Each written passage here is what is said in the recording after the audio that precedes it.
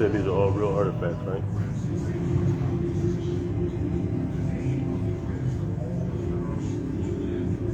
Real shit, though.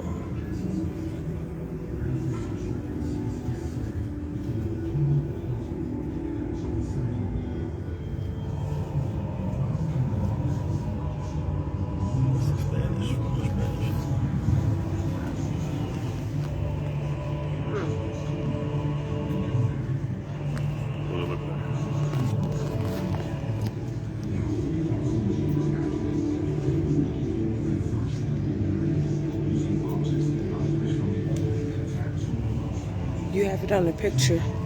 I mean, on live. What? It's on live. I don't know. Your Facebook live? Ain't nobody watching it, but it's live.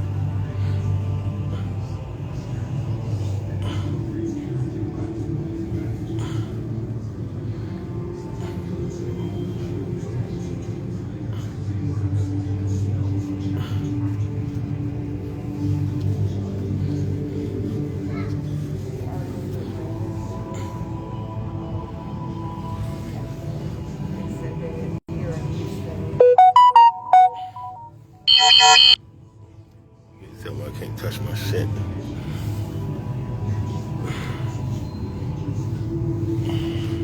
Gotta touch it one time.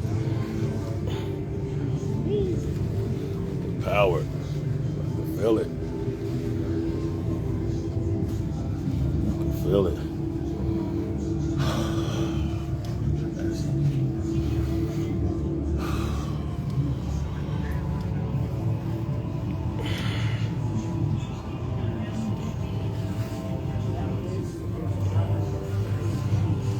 Can't tell me I can't fucking touch my shit. I can't.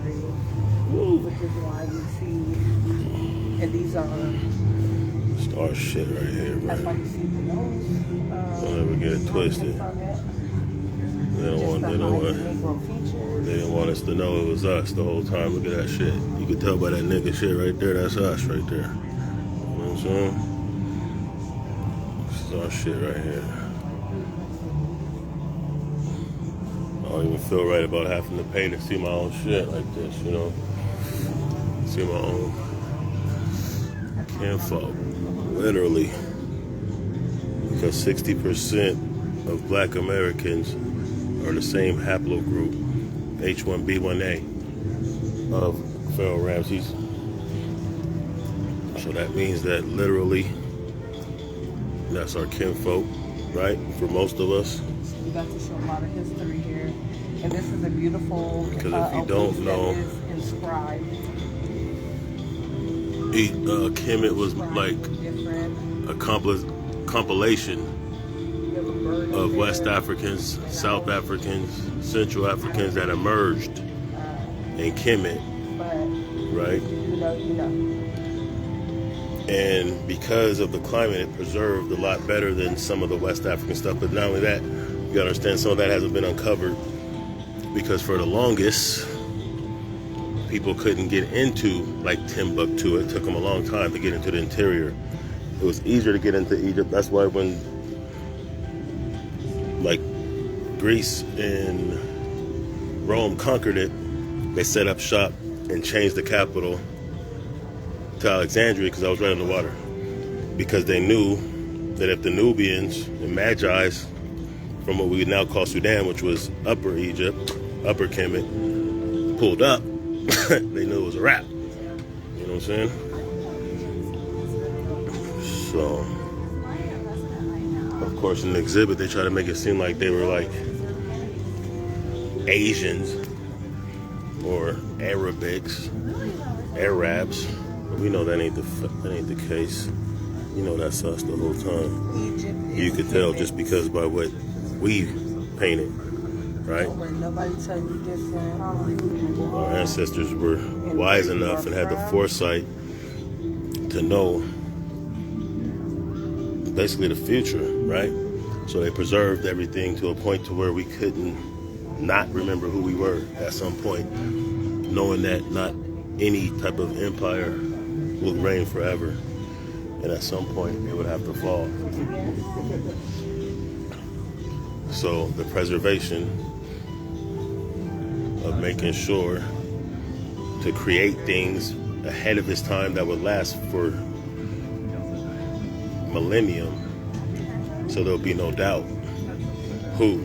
See, it's not a coincidence. Every time we see these noses, they're always off, right? Look at my nose. Right, so you couldn't deny this is an African nose. That's why the noses were knocked off. A lot of it was done by Napoleon. What's up, Kerry? A lot of it was done by Napoleon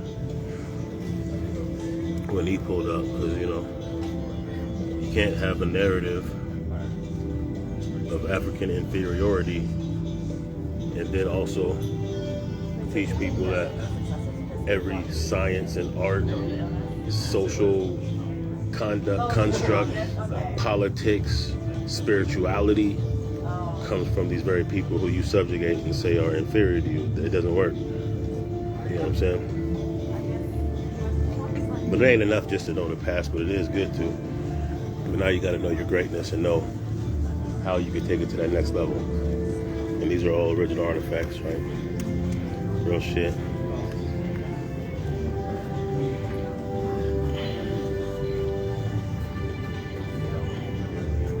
So that's, what was that, the Sphinx replica.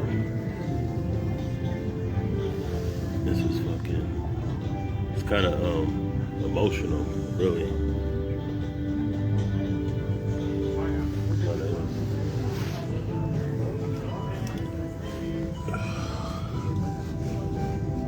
I think these are the four different types of people who were common, right? And Kemet.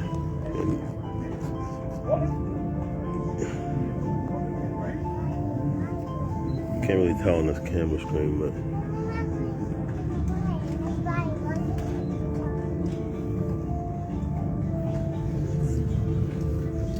okay, these are foreign captives.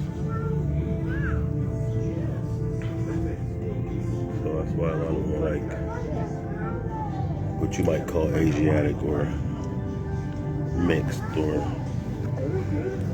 Foreign captives portrayed on multicolored from regions like Asia. tiles emphasize the king's And that's dominion over the Nubia. enemies and Egypt's regional See, power. Asian captives, yeah. Libyan, Nubian, yeah, Asian, okay.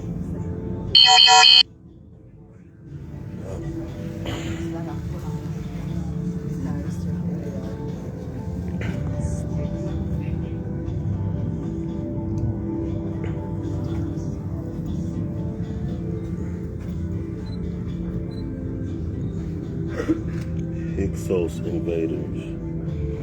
So what's interesting about the Hyksos invaders, right? From Northeast, introduced horse-drawn chariots, blah, blah, blah. Now what's interesting about the Hyksos invaders is that the narrative of Hebrews, Israelites, is tied into that by way of the true history being the Hyksos did invade, they did usurp in-game power for some time. But the biblical account would say that they were the ones enslaved, but it really wasn't like that. So you got to kind of think of it like the narrative of the so-called Jewish, or what I would call 2939, or what Irritated Genie would call the small hats. Basically rewrote the narrative and rewrote themselves into history, but they fugazied it up. That's why you got to know the actual history, and then compare it to the narratives that you hear thousands of years later. And this isn't to disrespect anybody's, ideology, but it's just to let you know, like, the real truth. Like, the real truth is that it wasn't that there were people that Egyptians enslaved to build the pyramids, because for one, the Hyksos, by the time the Hyksos are what the Hebrews would associate themselves to a lot of times, the Israelites would, pyramids were already ancient at that point. But no, it wasn't slave labor that built the pyramids. It was actual, what we would call now like union labor. They were actually well paid, well taken care of. Kind of like I do union construction. You know what I'm saying? You work hard, but you get accomplished it very well.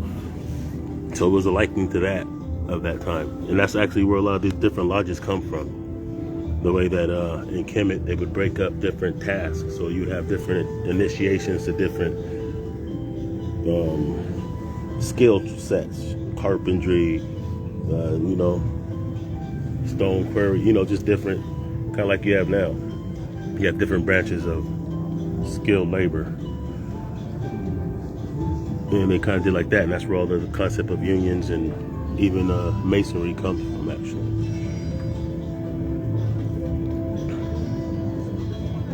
So, yeah, you have to be skilled to do what they did. I mean, think about what was done, and at the time it was done, and even modern day tools and stuff, they couldn't do it. They've already tried.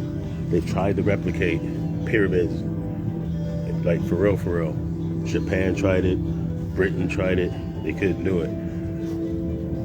Somehow, our ancestors figured it out. So you got to think of it like this. And then remember that there was actually electricity in ancient Kemet. You know that because all of the jewelry is electroplated. That's why it still shines, right? So that doesn't mean that they use electricity for the same exact reasons we did, but there were. And then there's no soot within the pyramid, so that lets you know that they had some way of lighting up. Which, you could really think about different ways how you could create electricity. Like you could do it with a potato, like you did in potato and copper, and like you learned in grade school. So yeah, it's possible that technology is not linear, meaning that at one point technology could have been more advanced then than it is now, is what I'm saying. And once you get evaded and taken down by people who practice the art of war, because think about it like this: at the point in which Egypt was conquered, right? It wasn't just conquered by one country. It was conquered several times over, starting within itself corrupting. Because any government, any empire after time, what happens is the rich get richer, they usurp the power and property of the poor, and blah, blah, blah, and there's infighting, blah, blah, blah, blah. Other nations join with parts within the country that go against the country, and boom, boom, boom. So the first conquering of Egypt was within itself, imploding. Then Persians and all these other outsiders were able to conquer. Then after all that is when Greece and then Rome came, and then the era of Muslims, which would have been about the 6th century. So all those conquering, destroying books, just killing people, would make it to where you're basically resetting history and technology, because the Europeans couldn't fuck with everything that we was doing. They couldn't understand it. They took what they could, but it basically set back the progression of technology, you could say. You know what I'm saying? And development of technology. It's pretty big. But you gotta kind of put it all in perspective, and you can kind of see how, like, and then you gotta put it like this. And some of this is just me like freestyling, just not freestyling, but just, my own observation and conclusions. Would be like,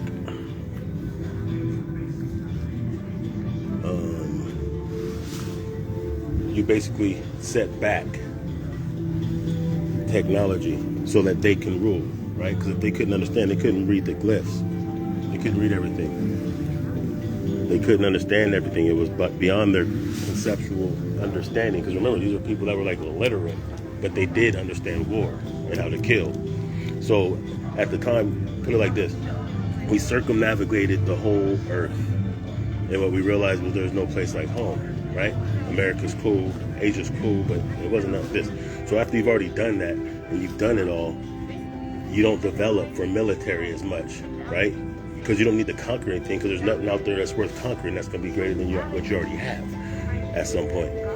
So you're not going to continue to build for an offensive type of military. You just have a defensive type of military, and then that's how you start working on developing your art and spirituality and blah, blah, blah, blah, right? Building colossal buildings. Because you can only do those things once you're already so comfortable. That means your food, clothing, sheltering yourself is nothing at that point. Mathematics is mastered at that point. Then you can start building stuff like this. Thousands of years ago. right? With quote unquote primitive tools. Not only that, when you're at that level of doing these kind of things and of understanding, then at that point you'd make things more green, right? So in 1939, if George Washington Carver made a hemp car that was fully biodegradable, well, these were geniuses too. So whatever they built, they could have made it so green that at this point you wouldn't really even see it. It wouldn't leave a carbon footprint, right? It would disintegrate back into the earth. Plus, you have to remember that over thousands and thousands of years of people building civilizations, they're building on top of civilization, right? So a city that might have been ruined and destroyed, it was built on top. So there's so many things that haven't even been discovered. And I would say that a lot of the stuff that we've done, we did it so green because we were in tune with nature. We didn't want to leave a carbon footprint like that. That's why we did it, and we did it natural shit. That's why the pyramids they're not made of some you know what I'm saying, type of material that you'd have to, you know, like steel and all that kind of stuff. They made it right out of rock, right out of granite, right out of limestone.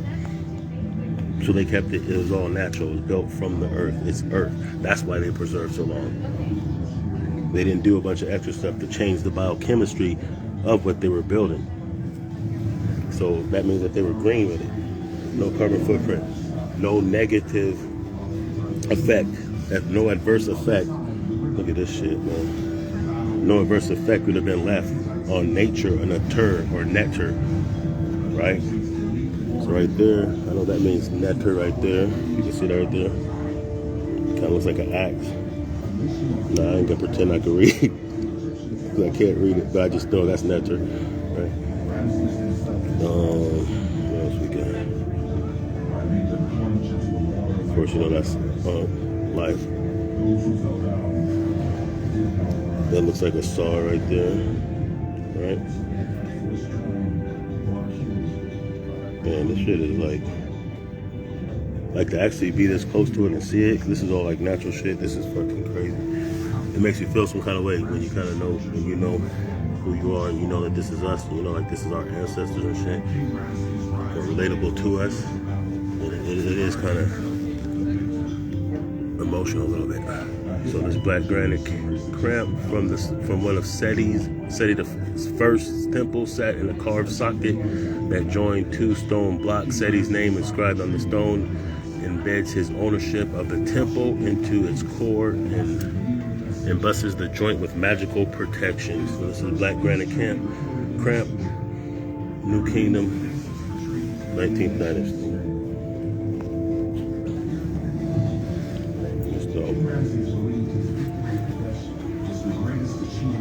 That should be Ramses and his wife. Yep, Ramses and Tuna. I feel some kind of way that this shit is over here in Texas, right? I'm in Houston right now.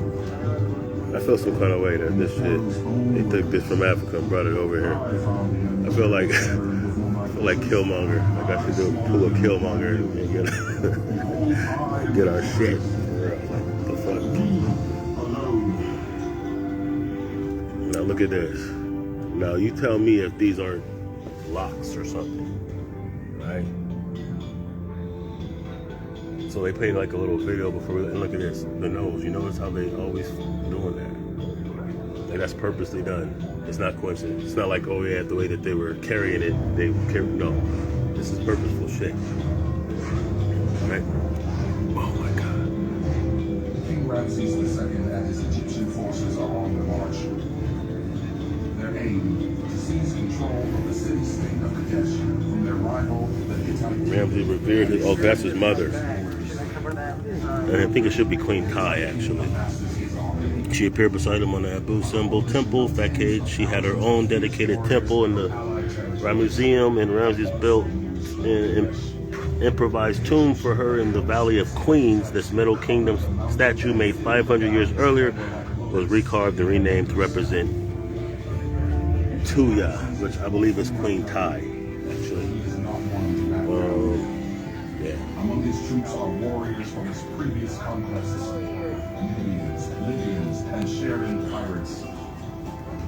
Just just hours from their target, Ramses receives intel that the Hittites are still several days' journey away. He decides to make camp with his Amun division. His other battalions, including an elite force, right here. are still hours away. Nectar. Ramses will launch his attack once the rest of his army arrives. But his plan is soon foiled. Near camp, I think that's a moon. interrogate two Hittite defectors. They reveal the Hittite army is actually in hiding just across the river. The Hittites' chariots smash into Ramses' raid division.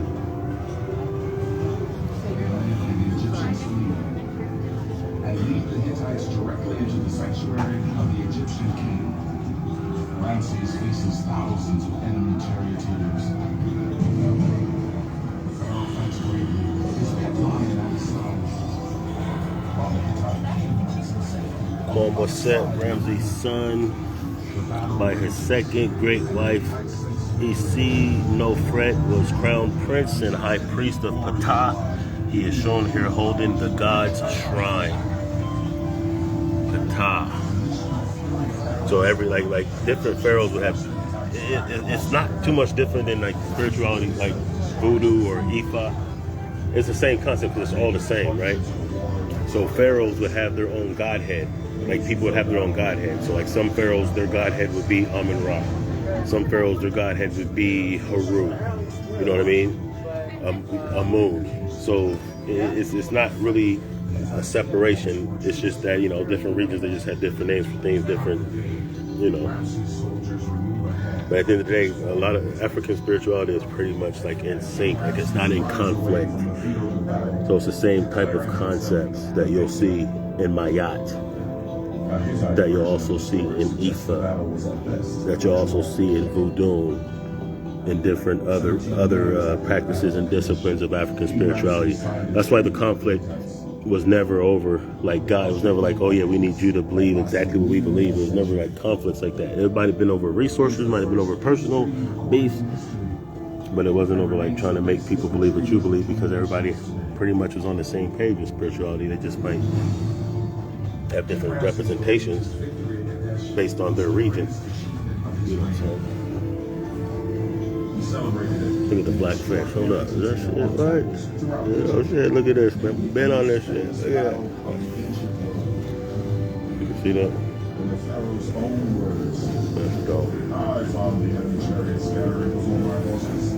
I slaughtered them at my will. Part of the hand fist, Red Jasper, New Kingdom, 18th Dynasty, Egyptian Museum. Blah, curls of a wig. Parts of a hand. Okay, most Egyptian statues were gaudy with bright paints, and most expensive used colored stones and metals rather than paint. The red skin of the male figures emphasized strength and power. The yellow skin of females indicated the indoor. So that is one thing. So like we're not going to pretend that there was no kind of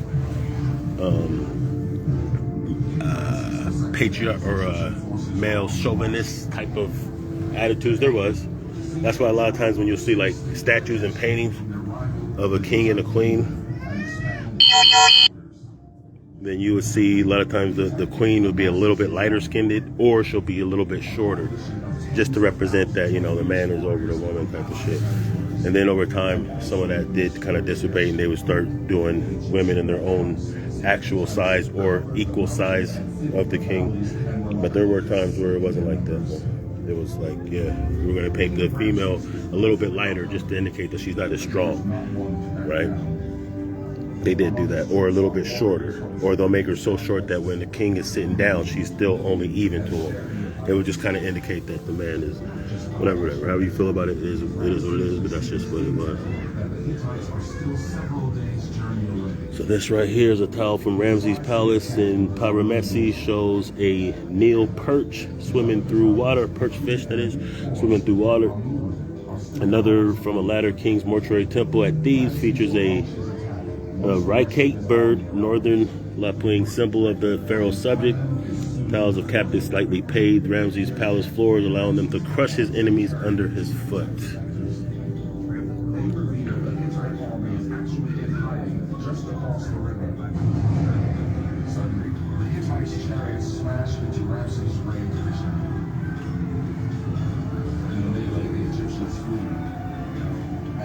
Hittites directly into the sanctuary of the Egyptian king.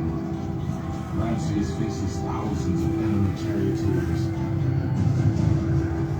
So these are scarab rings with the cartouche of Queen Tarset. Gold earth ring with the cartouche of Queen, ring with the throne name of Ramses II. Assuming that's this.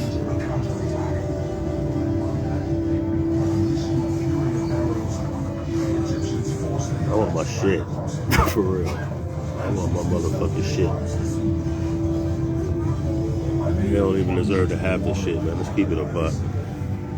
These motherfuckers got our shit like this. I'm not even feeling it. I'm not feeling it, for real. Including the king's brother. You know what I'm saying? The Hittite king calls for a truce. I mean, on one hand, it's like, I'm not feeling it. On one hand, it's like, I get it, because, like, nobody wants to see the dusty-ass George Washington and all them dusty-ass niggas from Europe and shit. But our greatness, yeah, they know it's gonna last forever.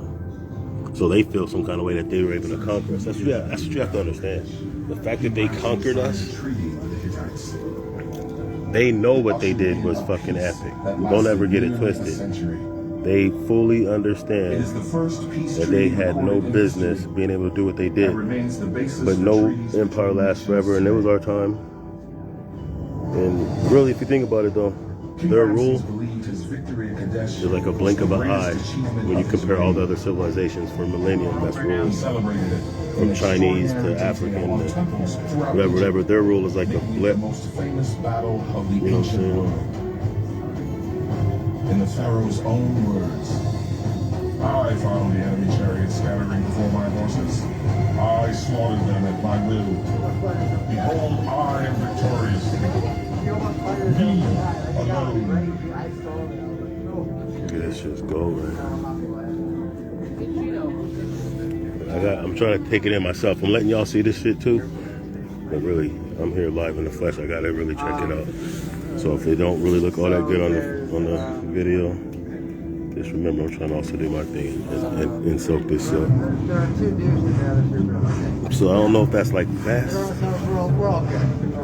with a moon on top, right? And his Egyptian forces are on the march. Let's see. Their aim to seize control of the city-state of Kadesh from their rival, the Hittite kingdom, and expand Egypt's borders. The Hittite king amasses his army. A coalition of tens of thousands of fierce warriors from allied territories. Yeah, I'm gonna take this off, y'all. I'm gonna go ahead and close this out. Ooh, hold on real quick, y'all. Yes, you gotta see this. Covered the mountains and filled the valleys and were like locusts in their numbers. Now think about this. Woefully outnumbered. Because here's what people try to do, man.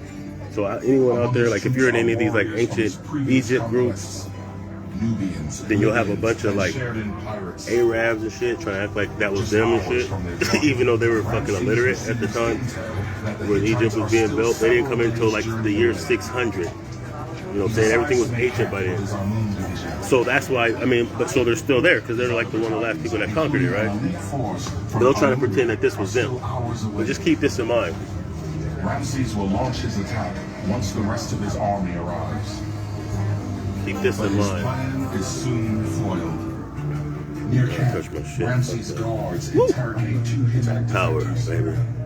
They reveal the Hittite. Keep this in mind though. Look how dark skinned, right? Now remember, this is thousands of years old. Thousands of years to fade. Still brown and black than a motherfucker, right? So of course this is Ramses. He's showing some of the people that he's conquered now. Some of them were Nubians. Some of them were more Asian. Some of them were more of a mixture of the two. Right? But as dark as these are right now, they would have been way more darker thousands of years ago when they were first created. It just lets you know. When you see like the History Channel, you already know it's cap. The Egyptians forced the Hittites back across the river. Ramses himself describes the scene. So it's the Battle of I made Kadesh. them plunge into the water like crocodiles. Those who fell Retold down by Ramses. did not rise. On the temple walls at Abu Simbel, Lexar, Karnak, which is the biggest temple in the world Including the and king's the brother. oldest, and the Ramesseum and Abydos. To count the dead, Ramses Maybe I'm about to end this, y'all. a hand from each fallen Hittite. This is dope. I'm gonna have to do this again And without King being live. Ramses rides away from Yeah, the man, field just out of here in battle, Houston, Texas, man, at declaring the himself the victor.